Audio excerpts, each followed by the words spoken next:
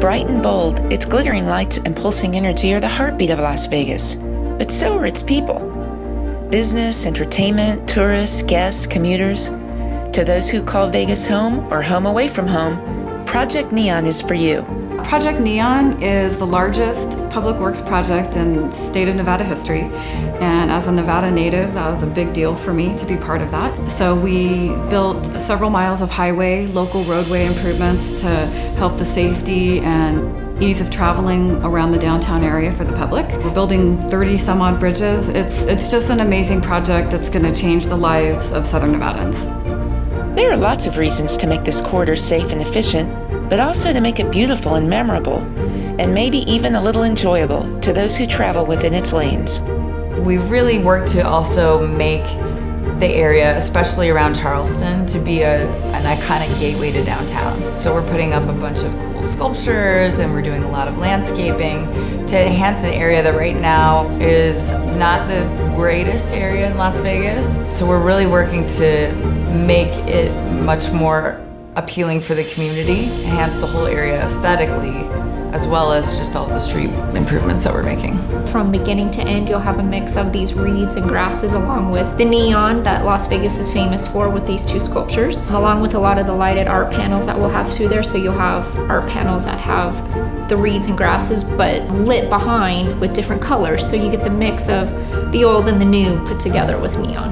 It's actually going to be a really neat project on the local streets because they're adding a bunch of architectural elements. Many of the sidewalks are getting improved from 5-foot sidewalks to 10-foot sidewalks. So it'll be a nice drive for the either locals or tourists coming through Las Vegas, downtown Las Vegas.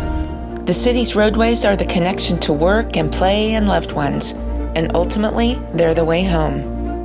Planning and designing and figuring out how to move people and the things they care about has its challenges. Well, the biggest challenges were designing a project that the end game will be to improve traffic. So how do you build that and maintain traffic and improve safety and keep people moving, keep pedestrians safe, as well as the traveling public? So the biggest challenge was really defining a construction, operation, and phasing that would keep that safe for the public.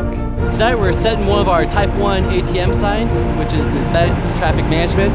They're basically high-tech stadium scoreboards on top of signs to help us out with detours, closures.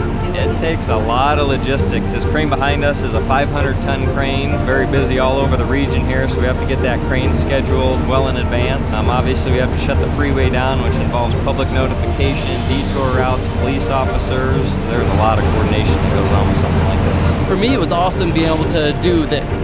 Coming out, like I was working on this not too long ago. 6 months ago, this was just something on my computer screen, and now coming out, seeing it being built, and seeing that come to life is really unique kind of aspect of this job, I feel like. These signs are really cool because it's the first time we've done anything like this in the state of Nevada. I mean, these are going to be gigantic stadium type of signs that have real-time information that are going to help people get through the construction area and then ultimately just navigating the highway easier. Honestly, the coordination on this design build has probably been some of the best that I've seen. The communication with the client on this and even just interdisciplinary coordination has been very seamless. Thought and research and talking it out leads to a real understanding of how a city's people need and want to navigate, and is essential to the story of how a city can listen, react to, and grow with its constituents.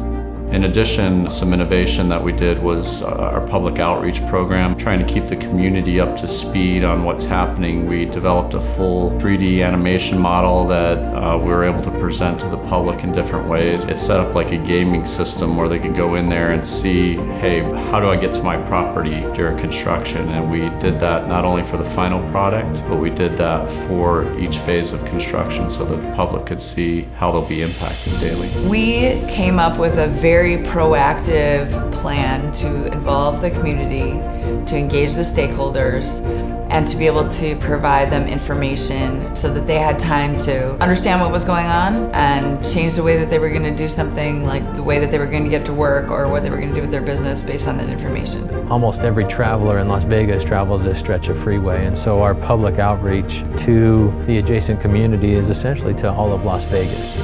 The Atkins team, through their design efforts, created a before and after model that users that wanted to know what Project Neon was about could access our website and look at video segments and actually toggle between the before and after scenario of what the project was looking like before it started and then after it started. So they understood the expectations of what was being completed. If you look in the past, there has always been some sort of visualization of public outreach. The biggest goal of Project Neon was to make it interactive. And we knew if we could do that, if we could build a 3D realistic representation of the project, that we could do a lot of other cool things. We knew we could do video renderings. The project will affect everyone. I mean, anyone that travels in and around Las Vegas, visits Las Vegas, it will affect them because it's pretty hard to not use either US 95 or I-15, and we all know where the choke points or slowdowns are, and just being able to relieve those and make it safe for all of our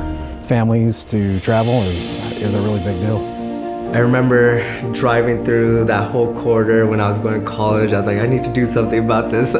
20 years in the making, so I've been following that project for quite a bit of time. So when I graduated and started working with Atkins, and perfect timing, we were going after Project Neon and ended up winning it, so I was on the teams. I've lived in Vegas my entire life, and I can tell you that this will just make things so much better in the long run.